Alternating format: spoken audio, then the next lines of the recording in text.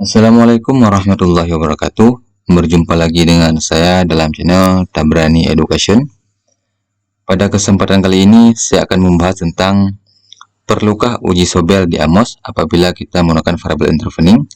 Karena ada beberapa komentar di video saya tentang variable intervening dengan Amos yang menegaskan bahwasanya di dalam Amos apabila menggunakan variable intervening tidak perlu uji Sobel, teman-teman. Nah, di sini kita bahas. Nah, langsung saja. Di sini saya terdapat dua variabel X, yaitu variabel independen, dan satu variabel Y, variabel dependen, dan variabel intervening, yaitu Z. Nah, jadi kita ke view.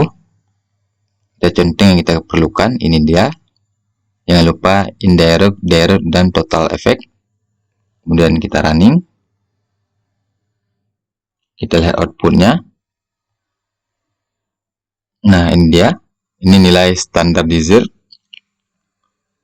Ini standardized direct effect, dan ini standardized indirect effect, teman-teman. Nah, di dalam buku Haryono dan Wardoyo, yaitu tahun 2013 halaman 176, dan di dalam buku Haryono yang lainnya, tahun 2016 halaman 259, jika nilai standardized indirect effect variable independent terhadap variable dependent melalui variable intervening lebih besar daripada nilai standardized direct effect variable independent terhadap variable dependent, maka terdapat pengaruh tidak langsung.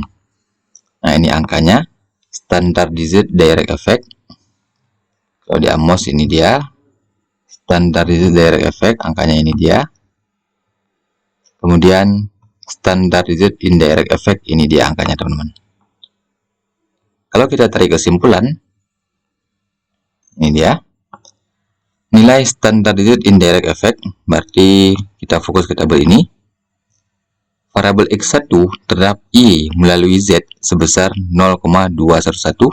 X1, teman-teman, ini dia 0,211 lebih besar dari nilai standardized direct effect variabel X1 terhadap Y. X1 terhadap Y, dia yaitu 0,044. Karena lebih besar, maka terdapat pengaruh tidak langsung. Artinya variabel X1 berpengaruh terhadap variabel Y melalui variabel Z, teman-teman, yaitu intervening. Kemudian yang kedua, X2 nya nilai standardized indirect effect X2 0,196, ini dia lebih kecil dari nilai standardized direct effect X2, ini dia lebih kecil 0,196 lebih kecil dari 0,383, maka tidak terdapat pengaruh tidak langsung. Artinya variabel X2 tidak berpengaruh terhadap variabel Y melalui variabel Z, yaitu sebagai variabel intervening, teman-teman. Nah, jadi kalau kita merujuk kepada buku karangan Haryono dan Wardoyo, ini dia. Jadi standar yang digunakan ini dia, teman-teman. Jika kita menggunakan variabel intervening, standarnya ini, dan tidak menggunakan uji Sobel. Akan tetapi ada sedikit kelemahan ya, teman-teman. Bukan saya ingin mengomentari beliau ya, tetapi jika kasusnya seperti ini, misalnya ini X1 ke Y kita hapus, nah, secara otomatis maka nilai standardized direct effect dari X1 ke Y nya tidak ada, teman-teman.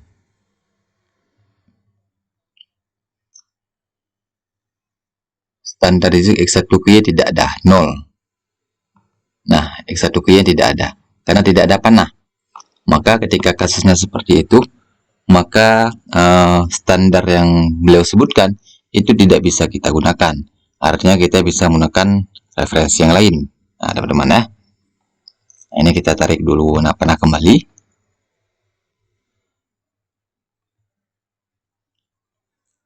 Nah, kemudian ini referensi yang pertama, ataupun standar yang pertama jika kita menggunakan variabel intervening di Amos. Nah, ini ada referensinya, teman-teman ya. Kemudian, nah ini dia, menurut Dahlan tahun 2014 halaman 465, untuk menguji pengaruh tidak langsung yaitu variabel independen terhadap variabel dependen melalui variabel intervening harus menggunakan uji Sobel. Nah, dan Dahlan merekomendasikan menggunakan website ini dia teman-teman. Saya copy. Nah, ini dia tampilannya. Nah, angka yang kita gunakan adalah regression weight teman-teman. Jadi kalau dia mouse, kita running kembali dulu untuk mendapatkan angka tersebut. Nah, angka ini teman-teman yang kita gunakan. Ya. Ini dia. Nah, ketika kita input ke situs ini ataupun ke website ini, yaitu dibutuhkan nilai A dan B. Nah, nilai A di sini yaitu variabel X terhadap variabel intervening. Dan nilai B di sini variabel intervening terhadap variabel dependen, teman-teman. Oke, langsung saja. Berarti ya kita uji yang X1 terhadap Y melalui Z dulu. Berarti nilai A-nya ini dia, teman-teman. Bentar. Ini dia.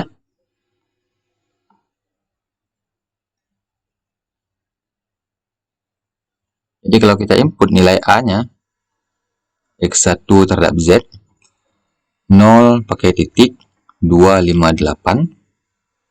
Nilai B-nya ini dia estimate-nya 0, nilai B-nya Z terhadap Y 674, 0,674. Sorry. 674 karena B itu variabel intervening terhadap variabel dependent itu Z terhadap Y. SEA ini X1 terhadap Z 0,075 0,075 dan SEB-nya ataupun SB-nya 0,134. Kemudian kita calculate dia angkanya teman-teman sama ya outputnya. Nah, di sini nilai Sobel sebesar 2,8 sekian, lebih besar 1,96, atau nilai signifikan ataupun p-value sebesar 0,000 sekian, lebih kecil 0,05, maka variabel X1 berpengaruh terhadap variabel Y melalui variabel Z. Berarti X1 berpengaruh secara tidak langsung. Kemudian kita uji yang X2-nya. Nilai B-nya tetap karena variabel interveningnya sama, berarti nilai B, nilai A-nya ini dia 478. Nilai A-nya kita ganti 478 157. A-nya 157. Kemudian kita calculate. Nah, ini dia angkanya. Sama angkanya teman-teman. Nah, nilai Sobel sebesar 2,6 sekian, lebih besar 1,96, dan nilai p-value sebesar 0,00 sekian, lebih kecil 0,05, maka variabel X2 berpengaruh terhadap variabel Y melalui variabel Z, teman-teman. Nah,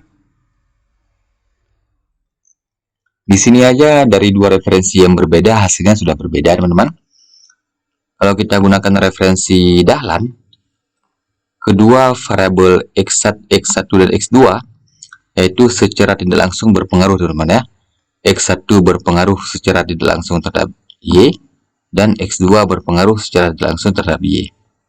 Sedangkan kalau kita merujuk kepada buku karangan Haryono dan Wardoyo, nah, hanya variabel X1 yang berpengaruh tidak langsung. Sedangkan variabel X2-nya tidak, teman-teman ya. Karena X2 tidak berpengaruh. Nah, untuk uji Sobel ini sendiri, ini dia. Kita juga bisa menghitung manual, teman-teman, menghitung sendiri. Di sini ada saya hitung dengan Excel, ini dia. Bahkan uji Sobel pun beda referensi, beda rumusnya. Ketika menurut Napitupulu dan teman-teman ataupun et al, rumusnya AB dibagi akar B kuadrat dikali SEA kuadrat ditambah A kuadrat dikali SEB kuadrat. Sampai di sini rumusnya. Ini dia rumusnya, teman-teman. Jika kita merujuk kepada buku karangan Napitupulu et al ataupun DKK. Sedangkan jika kita merujuk kepada buku Dharma Surta et al. Ataupun DKK, ada tambahan di rumus uji Sobel, teman-teman. Ini dia. Kalau dalam buku Napitupulu sampai di sini rumusnya, tetapi ketika dalam buku Dharma ada tambahan, di pembaginya ada tambahan SEA kuadrat dikali SEB kuadrat. Nah, ini angka yang sudah saya masukkan. Nilai Sobel test untuk variabel X1 terhadap Y melalui Z 2,83, yaitu sama seperti ini, sama seperti Sobel test secara online. X2 nya juga sama, tetapi jika kita menggunakan rumus Dharma, itu hasilnya akan berbeda, angkanya berbeda. 2,83, 2,80, 2,6, 2,5, berbeda angkanya, teman-teman ya. Nah, di sini aja sudah berbeda, bukan berarti ketika berbeda saya menyalahkan Napitupulu membenarkan Dharma, tidak. Begitu juga sebaliknya, tidak demikian. Artinya tergantung referensi mana yang kita gunakan ya, teman-teman. Nah, kemudian ini dia. Nah, ini yang dibahas ataupun yang dikomentari oleh beberapa orang ya, teman-teman, bahwasanya tidak perlu uji Sobel di dalam AMOS, yaitu sudah ada estimasi bootstrap ataupun bootstrapping, teman-teman, bootstrap.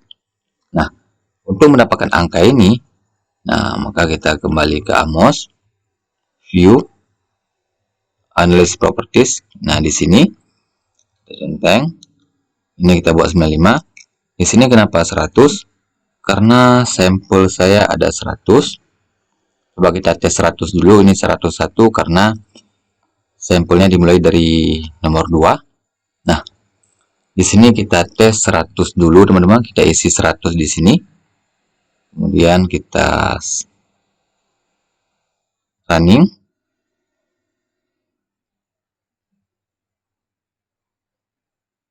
Nah, ini dia. Kita cek di sini. Standardized indirect effect. Kemudian kita klik di sini. Ini dia.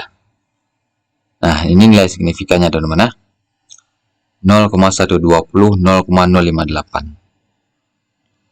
Ini dia. Jika kita menggunakan estimasi seperti ini, maka variabel X1 tidak berpengaruh terhadap Y melalui Z. Begitu juga X2, karena nilai signifikan X1 0,120 lebih besar 0,05, dan yang X2 nya 0,058 lebih besar 0,05. Nah, berarti 3. Kalau ini saya belum menemukan referensi bukunya, teman-teman. Mungkin yang mengomentari tersebut mendapatkan referensi dari artikel ataupun mendapatkan bukunya. Silahkan jika ingin menggunakannya, saya tidak melarangnya. Nah, berarti ketika di sini saya bahas 3 referensi yang berbeda, maka hasilnya juga berbeda pula ya, teman-teman. Tetapi ketika kita menggunakan bootstrap tersebut, ketika beda kita masukkan angka di sini, perform bootstrap, maka hasilnya juga berbeda. Misalnya kita masukkan angka 200, artinya bootstrappingnya sebanyak 200 kali, teman-teman ya. Kita close, kita running, pasti angkanya berbeda, teman-teman. Nah, kita cek. Ini. Nah, jika kita masukkan angka 200 tadi, nilai signifikan X1 lebih kecil 0,05, maka X1 berpengaruh terhadap Y melalui Z, sedangkan X2 tidak berpengaruh terhadap Y melalui Z karena nilai signifikannya lebih besar 0,05. Ini 0,075 dan 0,025. Kemudian ketika angkanya kita naikkan lagi, maka hasilnya akan berbeda lagi. Misal kita buat 500.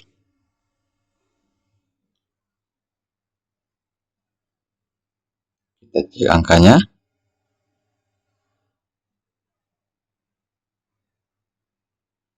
Nah, berbeda lagi angkanya, teman-teman. Tadi 0,025 turun jadi 0,2. Yang ini 0,075 turun jadi 0,061. Kemudian ketika kita ganti lagi angkanya ataupun kita naikkan lagi angkanya, maka akan berbeda lagi hasilnya. Misalnya kita buat 1000.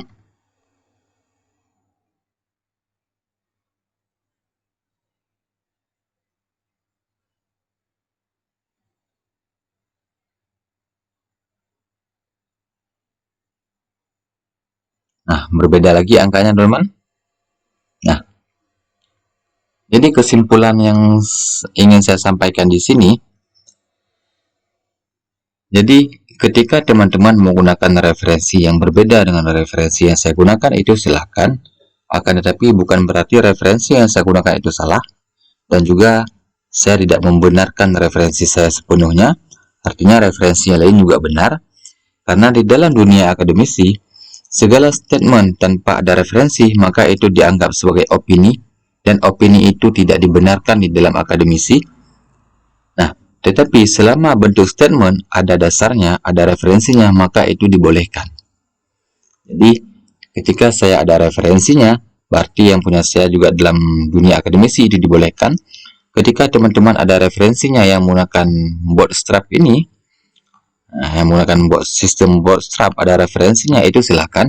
Artinya itu juga dibenarkan, teman-teman.